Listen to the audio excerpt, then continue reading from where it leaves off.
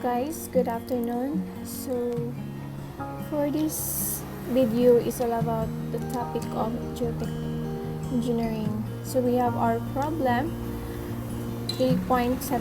So refer the problem of 3.16, estimate the over-consolidation ratio of the clay, use equation 3.42 and 3.43. So we refer to figure point 3. So being shear tests were conducted in clay meter. So we have here the dimension, which is 63 mm, and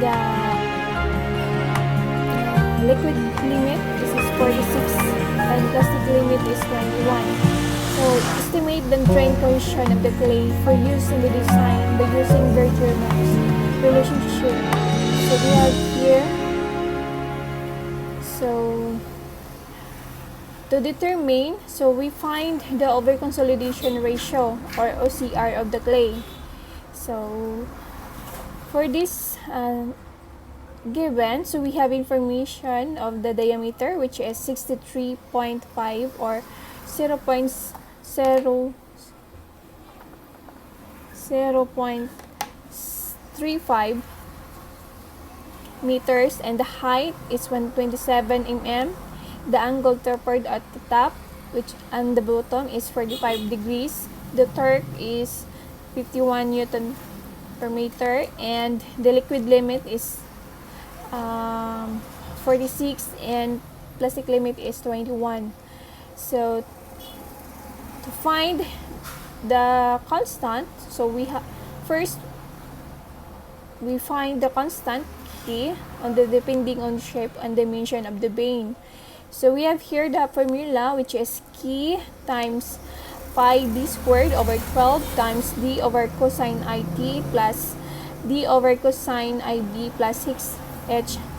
So we have here, from the given value, we have here pi times 0.0635 squared over 12 times the value of the d, which is 0.0635 over cosine 45 plus 0.0635 over cosine 45 plus 6 times the height, which is 0.127. So the answer is 0.0094 cubic meter.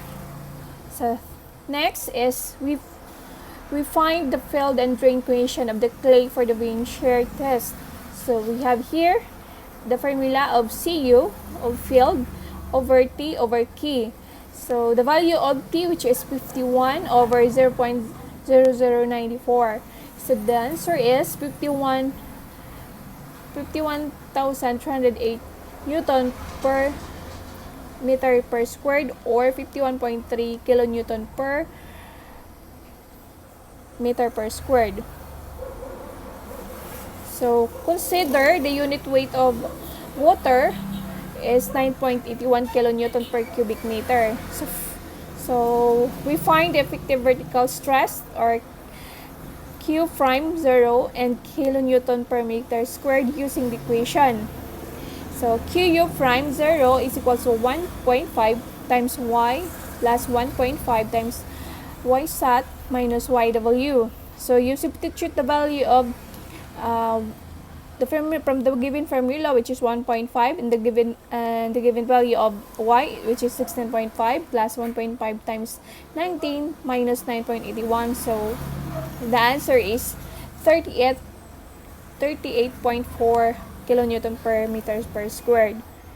So similarly, so the calculate of the effective vertical stress for the remaining depth and summarize on this table. So same as a process of calculate of the effective vertical stress. So we have here the table. So at 3.0 depth, so we have here the 1.5, or the result, which is 38.54, and for the depth of 4.5, so we add here, so 38.54 plus 1.5 times 16.8 minus 1981, so we have here 49.0, and For the 6.0 dip, so we have 59.5, and the 7.9 is a 7.9, which is 70.0, and also the 9.0, which is 80.5. So the total is 297.54 of the value of Q prime 0 of kilonewton per meter. And here, which is the average. So the average of Q prime 0 is equals to summation of Q prime 0 is over 5. So we have here 297.54 over 5. So next is to find the magnitude of beta using Main and Mitchell of 1988 correlation.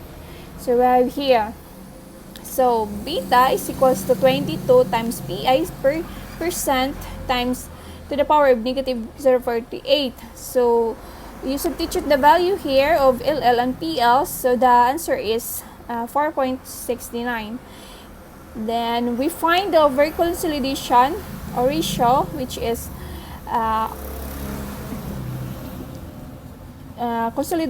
consolidation ratio of the clay. So I have here OCR B beta times CU filled over QU prime. That's over QU prime 0. So we have here 44.69 times 51.3 times 59.5. So the answer is the value of OCR, which is 4.04.